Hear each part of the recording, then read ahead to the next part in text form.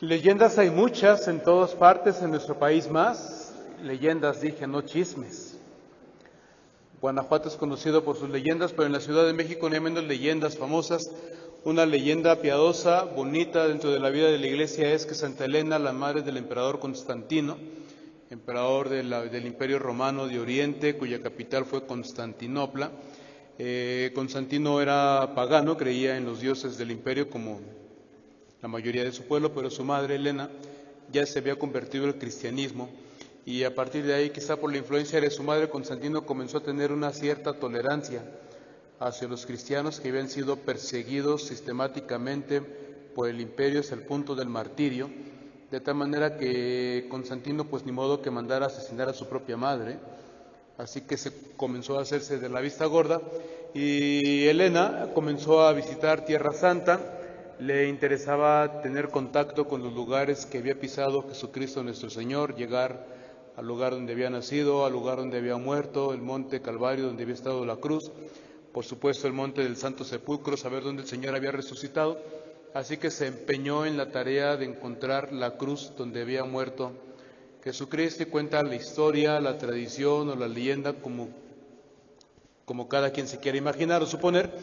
Entonces Santa Elena se dio a la tarea de buscar la Santa Cruz y llegado al Monte Calvario, no pudiendo escarbar obviamente ella misma, se dio a la tarea, contrató a un grupo de albañiles, de gente de la construcción que le ayudaran a llevar a cabo la construcción y habría encontrado 3 cruces un día 3 de mayo del año 292.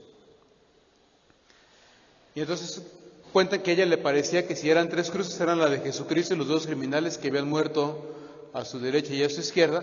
La única cosa, el único pequeño detalle es que no sabía cómo dictaminar cuál era la cruz de nuestro Señor Jesucristo y cuál era la cruz de los criminales, así es que sabiendo que había un hombre muy enfermo en la zona, lo mandó traer, lo cargaron los albañiles, lo colocaron encima de las 3 cruces y cuando el pobre hombre se alivió, Santa Elena dijo, esta es. Y a partir de ahí se habría encontrado la verdadera cruz de nuestro Señor Jesucristo. Después se llevó a Constantinopla, luego se llevó a Roma, después se dividió, se fragmentó, se enviaron astillas a todas partes del mundo. Cuentan que la reliquia más amplia se venera en Roma. Lo único cierto es que dicen algunos, si juntáramos todas las astillas de la verdadera Santa Cruz, probablemente nos daría como para 10 cruces, por lo menos. Verdad o mentira, no deja de ser interesante la figura de Santa Elena como una imagen de la iglesia que no tiene miedo de ir al encuentro de la cruz. Porque es muy fácil que huyamos al dolor y al esfuerzo y al sacrificio y a la entrega y a la generosidad. Lo normal, lo humano es que le regateemos nosotros a la solidaridad, a la misericordia, que pongamos pretextos para no ser generosos, serviciales y no se diga para entregar la propia vida. Buscamos siempre pretextos que nos vengan bien. Santa Elena no, se empeñó en encontrarse con la cruz de Cristo y a cambio consiguió, dice la historia, tampoco quedó probado, la conversión de su hijo Constantino, pero por lo menos si Constantino no se bautizó el día de su muerte, como contaron algunas piadosas tradiciones, por lo menos sí es verdad que Constantino firmó el fin de la persecución a los cristianos. Cuenta otra leyenda que Constantino, queriendo conquistar todo el imperio de Oriente, se encomendó a todos los dioses y previendo que podía perder la batalla, se atrevió incluso a orar al Dios de los cristianos y que en un sueño tuvo una visión, vio la cruz, o el signo de la cruz, y alrededor de ella unas palabras que en español significan, con este signo vencerás. Y a partir de ahí, después de que Constantino obtuvo la victoria y el control de todo el imperio romano, dicen algunos, que decidió ponerle fin a la persecución contra el imperio romano. Haiga sido como haiga sido, dijo aquel innombrable, lo cierto es que la cruz pasó a ser parte de la vida del imperio y a partir de ahí la cruz no solamente comenzó a ser parte de la vida del imperio, comenzó a ser parte de la vida de la mitad del mundo. Y eso es una cosa increíble, que lo que era un signo de vergüenza pasara a ser un signo de victoria y de orgullo, ser portador de la cruz del Señor. En fin, pero como quiera, a partir de esa piadosa tradición donde Santa Elena habría encontrado la cruz gracias a la ayuda de los albañiles en Jerusalén un día 3 de mayo, desde entonces para acá se hizo común celebrar el Día de la Santa Cruz un 3 de mayo. Después en la Iglesia Universal se puso como fecha oficial de la Santa Cruz el día 14 de septiembre y el día siguiente se puso la fiesta de la Virgen Madre al pie de la cruz, la Virgen de los Dolores. Por eso la fiesta de Nuestra Señora del Consuelo es el 15 de septiembre. Y por eso, como el cura Hidalgo convocó a celebrar la fiesta patronal en el pueblo de Dolores, el Día de la Virgen de los Dolores, el 15 de septiembre, por eso ese día celebramos la independencia de México. El cura Hidalgo aprovechó la fiesta patronal para convocar a la gente a la independencia. En fin, leyendas más, leyendas menos, pero quedó ahí asociada la cruz con los albañiles y por eso en este día todavía es muy tradicional en nuestro país, con mucha fuerza, ir a bendecir, o que traigan las cruces a bendecir a la iglesia, o que nos inviten a celebrar la misa en alguna construcción. También en las construcciones hay ciertas leyendas. La leyenda, por ejemplo, de que cada obra reclama un muerto para poder ser levantada. Por eso en algunos lugares de obra pública se entierran o se ponen abajo, junto a las piedras angulares o junto a los cimientos, algún ataúd vacío, como para engañar a la obra, para hacer la mensa y que piense que ya tiene allí su muerto. Al poco tiempo de que llegué aquí me invitaron a bendecir la obra, este conjunto de condominios que está entre Cedro y Nogal, donde estuvo la chocolatera. Pero fue interesante porque vinieron los arquitectos y los ingenieros responsables de la obra a pedirme que fuera a bendecirla, porque ya me contaron que uno de los trabajadores, uno de los albañiles, había tenido una visión o un sueño, no recuerdo bien, pero en el sueño él había visto a un trabajador, a un antiguo trabajador de la chocolatera, que le habría contado que él murió en un accidente en una de las calderas cuando ahí se producían chocolates, y que él le dijo a ese albañil que la obra reclamaba 2 muertos para que continuaran con la construcción. Pero no solamente dijo que querían 2 muertos, no solamente uno, sino que la muy avariciosa obra quería 2. Pero el albañil dijo, quiere a fulano y quiere a perengano.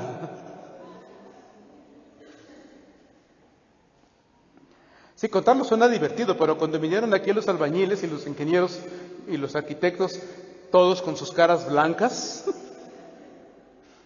sobre todo los 2 señalados, y entonces claro que tuve que ir yo, celebrar la misa, bendecir toda la obra, pues todavía era obra negra, así es que subir, bajar por andamios y, en fin, me llevé bendiciendo aquello casi 5 horas. No les quiero decir cuánto me dieron a cambio de dinero porque eso no es de caballeros. Les hubiera yo dicho, esto vale la vida de sus trabajadores. Pero bueno, pues lo importante es que está uno joven y puede uno subir y bajar por toda esa obra, porque fue lugar por lugar.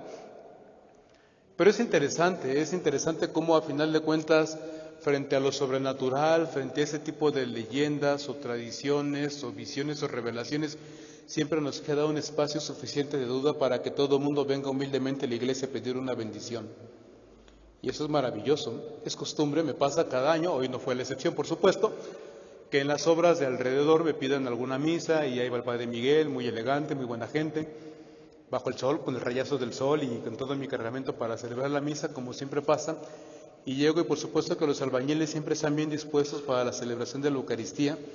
Y los ingenieros, los arquitectos siempre están allí así como diciendo ya va a acabar, ya va a acabar. Y entonces tiene uno que soportar verlos con su celular en la mano y así con una mirada, con un ojo al gato y otro al garabato y tratando de distraerse. Es muy bonito esa parte cuando les digo a los albañiles, los felicito muchachos, ustedes comparten el oficio de Jesús y de San José. Porque quiero que sepan que en el Evangelio lo que nosotros llamamos carpintero es la última de las traducciones de la palabra que utiliza el Evangelio, tecton, cuyo primer significado es albañil, constructor. Entonces siempre les digo a los albañiles, ustedes en el Evangelio aparecen como el oficio de Jesús, el tecno, los albañiles. José y Jesús eran albañiles, constructores, probablemente perdieron sus tierras y no teniendo otra manera de trabajar, pues vendieron su fuerza de trabajo y se dedicaron a picar piedras para construir habitaciones en las laderas de los montes, como se usaba en aquella época, haciendo cuevas primitivas. y pues al albañil que tenía más experiencia lo llamaban el jefe de los albañiles o el maestro albañil, o como decía en griego en aquella época, era el arquitecton. Porque sí, muchachos, les digo, quiero que sepan que el arquitecto es uno de ustedes. Y entonces los arquitectos ahí es muy bonito cómo dejan a un lado sus celulares y me empiezan a ver con mucha atención y no sé si con cariño o con gratitud, pero nunca se les olvidará eso. Nunca. Pero es verdad. Ser parte de la construcción es el oficio de Jesús y fue el oficio de San José. Lo de la carpintería es una leyenda que vino de la Edad Media, probablemente hayan trabajado la madera, probablemente, pero solamente en las casas de lujo. No era el material más usual que había en aquella época, lo que había en aquella época era la piedra y el hierro, y lo que se usaba de madera era todo en función de la construcción de las casas, de los palacios en el más lujoso de los casos. En el más sencillo de los casos se picaba, se hacía una piedra dentro de una ladera y se iban a vivir ahí. En el más lujoso de los casos, como el rey Herodes y otros de su nivel económico, iba a decir de su calaña, pero los gobernantes siempre han sido, como todos sabemos, en todas las épocas, gente muy decente, que se ganan el dinero por sus propios medios y con sus propios trabajos, sin robarle nada a nadie. Entonces Herodes y compañía, pues mandaban a las cuadrillas de albañiles a traer piedras y a construir con ellos los palacios. Pero siempre les digo a los muchachos, a los albañiles, piensen cuando vayan a comer que lo de ustedes, la comida de ustedes se parece más a la última cena que muchas celebraciones eucarísticas de mucha gente que yo conozco. Dice uno de nuestros padres, José Luis Sánchez, que Jesús dice, pues era hijo de albañiles, era hijo de albañil y se comportaba como hijo de albañil. En cambio, Juan el Bautista, como era hijo de sacerdote, pues él era correctito, bien educado, él no decía malas palabras, él guardaba el ayuno, él, así como los arquitectos en las misas, así de lejos, y yo no me junto con la chusma y así.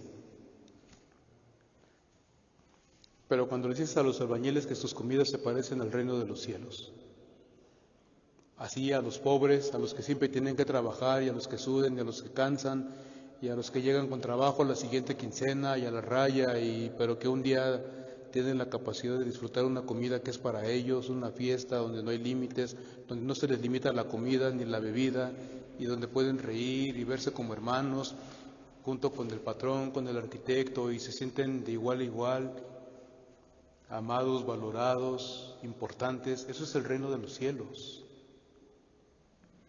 Dice el padre José Luis Sánchez, de ahí aprendió Jesús a darle importancia a las comidas, a hacer sentir bien a la gente, a hacerla sentir importante, digna, valiosa, necesaria, a que la gente aprendiera a tener una mesa con la comida para todos sin límites, no pensando en el día siguiente y queda que mañana no comemos, sino saber que un día se puede comer comida de fiesta y que ese día llegará y la comida no se acabará y la fiesta no terminará.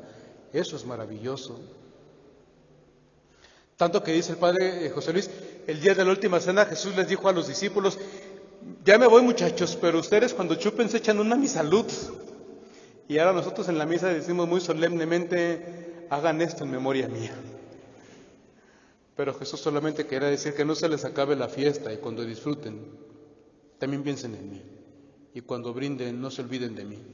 Y cuando coman y se les acabe el hambre, piensen en mí y en mi Padre que les ha servido la comida y la bebida para que la fiesta no termine, para que la alegría no se acabe y para que sepan que un día eso es lo que nos espera y eso, la verdad, eso es bonito.